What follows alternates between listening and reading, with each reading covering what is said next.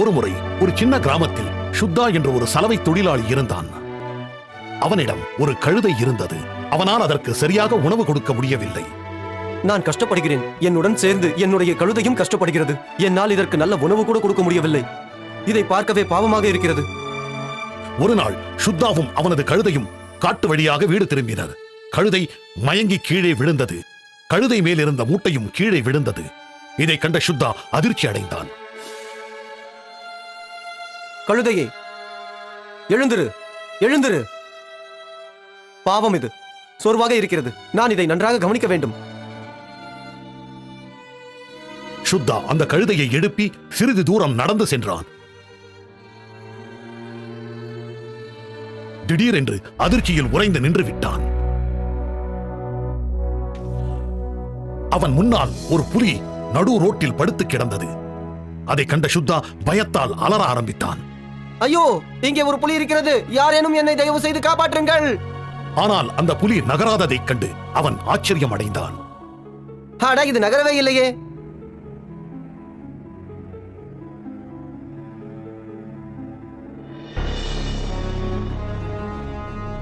நல்ல வேளை, இது இறந்து கிடக்கிறது. அந்த இறந்து கிடந்த புலியை தாண்டிச் செல்ல நினைத்த போது அவனுக்கு ஒரு யோசனை தோன்றியது. நான் ஏன் இந்த புலித்தோலை என்னுடன் எடுத்துச் செல்லக்கூடாது? நான் இந்த தோலை என் கழுதையின் மீது போத்தி அவர்களை ஏன் பயமுறுத்தக்கூடாது?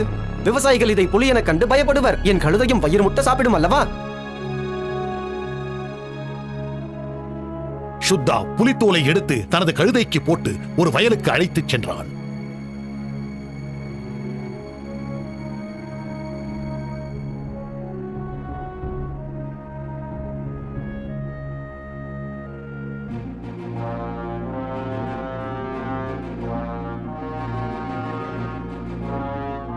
சரி, எனது அருமை கழுதையே, செல். சென்று மகிழ்ச்சியோடு பசியாறி விட்டு வா. நான் நாளை காலை வருகிறேன். உன்னை யாரும் நெருங்க கூட மாட்டார்கள். புலித்தோல் போர்த்தப்பட்ட அந்த கழுதை பார்ப்பதற்கு புலியைப் போலவே இருந்தது. அது வயலுக்கு சென்று புல்லை மேய ஆரம்பித்தது. தங்களது வயலை காவல் காத்துக் கொண்டிருந்த விவசாயிகள் அதை புலி என்று நினைத்து பயந்து ஓட ஆரம்பித்தார்கள். இங்கே புலி இருக்கிறது. கழுதை திருப்தியாக சாப்பிட்டது. பல வருடங்களுக்கு பிறகு அன்றுதான் அது வயிறு நிரம்ப சாப்பிட்டு மகிழ்ந்தது.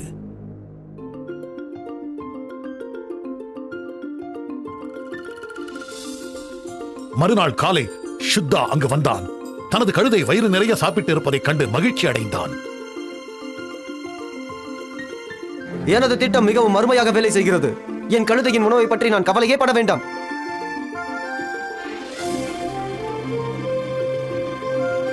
இப்படியாக சில நாட்கள் கழிந்தது. விவசாயிகளுக்கு புலியின் மேல் சந்தேகம் வந்தது. அது ஏன் புற்களை மேய்கிறது என்று சந்தேகப்பட்டார்கள். அவர்கள் கஷ்டப்பட்டு வளர்த்த செழிப்பான பயிர்கள் இப்படி நாசமாவது அவர்களுக்கு வருத்தமாக இருந்தது. ஒரு நாள் சுத்தாவின் கழுதை ஒரு பெண் கழுதையின் குரலை கேட்டது. அது அழகான பெண் கழுதையின் குரல்.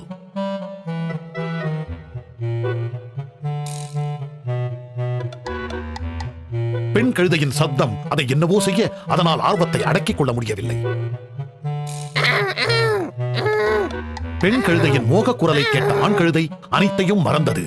இதை அங்கிருந்த விவசாயிகளும் கண்டனர். இது கழுதை போலவா சத்தம் போடுகிறது? ஆமாம், இது கழுதைதான், புலி அல்ல. வா, இதற்கு ஒரு நல்ல பாடம் கற்றுக் கொடுப்போம்.